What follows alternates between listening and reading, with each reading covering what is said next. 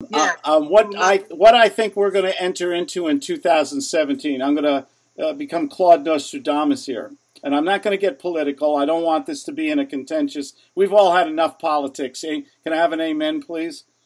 Amen. Yeah, you know, we've all had enough. But I'm going to tell you something. I read the Wall Street Journal and the New York Times. I follow. I'm pretty good at. I'm trying to get a buzz on where the economy is going. And, you know, from 2008, we had that horrible crash because of the banking crisis. The last couple of years, we've made this slow, crawling out of the mud here, recovery.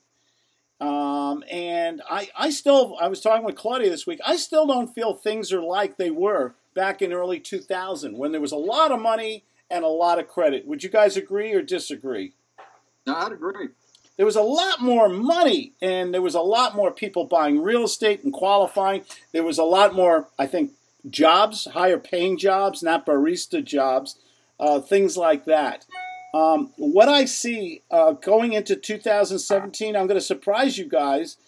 I think the economy is going to get better if there's some minor tweaks or changes made to the economy. I want to see more money in more people's hands. Right now, what I'm reading and hearing is that they're going to renegotiate Dodd-Frank for starters. The restrictions on the bank, which I feel they really deserved, they really betrayed the American public by lending out money, and we wrote the check, the taxpayers, to bail them out. And they passed some very, very stringent laws on the banks, which they had coming, by the way. But now the trouble is, as in all things, the pendulum has to swing the other way. We need money in our society. We need credit. And what I hear a lot of, and you guys can jump in on this, people don't have the credit or the availability of credit like they used to have. And I think that's got to change. And I think Dodd-Frank has to be modified somewhat so that banks can lend out more money. Banks love to lend out money. That's how they make money. But they also have to have security reserves, tremendous security reserves now. So there has to be some middle ground here. So we have more money. Real estate thrives on credit. Not many people have hundreds of thousands of dollars to write a check and buy a home. Most people, all people, get a mortgage for the most part. And we need more people buying more homes. Guess what would happen if credit was loose? If more people had credit, more people could buy homes. What would happen to the price of real estate in many markets? Go up. It would go up. Supply and demand, right? You don't have to be a Harvard economist to figure this stuff out. So we need more credit. We need more credit. How do people get more credit? We got to change some of the laws. Number two, I think we have to have more employment in this country of jobs. And how do we get more employment? It can't just be all internet. We need to get where some goods are manufactured in this country. Where is all our goods coming from nowadays? Everything: cars, toasters. China, India, Taiwan, Mexico. Here in California, we have literally how many people look at the produce and where it's from when you go shopping? Oh, I do. I do. Where does the produce seem to come from? If you're on the West Coast here, where's your produce coming from? Mexico. It's all coming from Mexico. Nothing against Mexico. But I like to buy my produce. This is a little subjective here. I like to buy my produce from American farmers and support American families who grow tomatoes and avocados and lettuce and things like that. Plus, I like the standards that this country has from the Department of Agriculture. Okay? And the American farmer is being put out of business because so many things are coming from different countries. Manufacturing. We used to manufacture, you folks on the North Carolina and Virginia, didn't you have all that cotton and linen and towel industries, all that stuff there? Do you guys, is anything manufactured anymore on the East Coast? Like clothing or anything? Elsia. Here in Georgia, we used to have a lot of carpet factories. North Georgia, where I am, was the carpet capital of the world, just about. And I don't know if any carpet factory is still open. How about those were decent jobs, paying $12-15 an hour for around here. Didn't you guys have towel factory, Cannon? Yeah, we had a towel factory. We had Levi jean factories here, all those types of things. But I know the Levi jean thing went to California like 20 years ago. Though. Okay, they went to California. Still stayed in the USA. You could always move to California. But where are they today? Where are they all manufactured today? Overseas. Yeah. Overseas. So what happened to all those jobs for all those families? Yeah. They were broke. They're working as barista in McDonald's. They're working jobs to try to make a living. Right, and you don't have to. And so they lost their jobs. When people lose their jobs, do they buy houses? No. Do they buy cars? No. Do they buy a lot of things? So they can't. They don't have the money to buy things. And now, and this is kind of what's been going on for the last 20 years.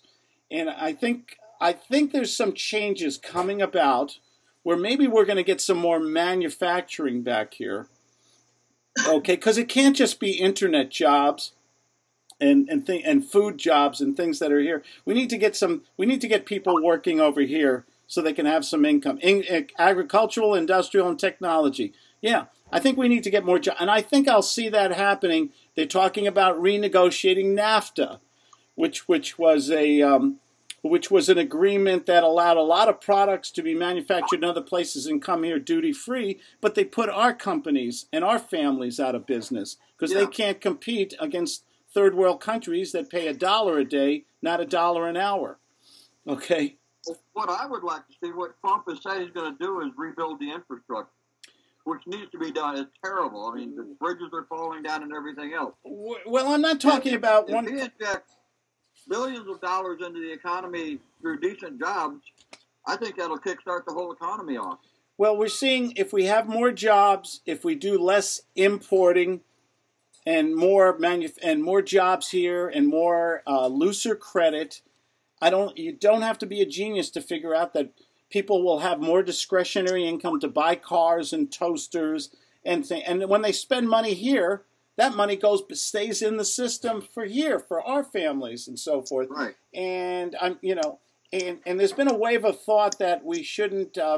We should let these other countries just bring things over here and decimate our whole manufacturing industry. And it's gone too far. And now the pendulum, I believe, is going to swing over. I believe we're going to have looser credit. I hope that on the long-term basis there will be more jobs, more incentives for jobs to stay to be here rather than be exported. Particularly the auto industry. They don't want to manufacture cars in the United States of America anymore. That doesn't make sense to me. Okay, and so we're going to see and reduce military spending, things like that. So what I'm seeing in 2017, I think we all hope for that things were going to get very better economically in this country. What does that mean for real estate on 5-10 years from now? What does that mean for the $100,000 Georgia condo that we buy today and the economy gets stronger? What will that condo be worth in 5 years? Hopefully a good deal more. A good deal more, because we'll have to... Let me ask you this, Claude. How worthwhile it would be to either purchase or control cheap properties now that we can pick up for $20,000, $25,000, $30,000? Well, that's kind of my point. I want us to look 5 years, 10 years down the line here. The properties that we pick up today, that we rent or lease purchase today, that we buy for under good terms for $100,000 today, it stands to reason. You guys got to remember, before 2008, do you remember the appreciation we had in Texas, in New York, in Florida, in California, in Seattle? Why is Seattle? Let's do an analysis here. The Northwest. Who's up in the Northwest here in this group? I am. Jump Steve. in. What's Steve? Tell us how healthy it is up there and why it's so healthy. Well, there's an influx of people coming in. But why? Why are they coming in? They're coming in because of the computers and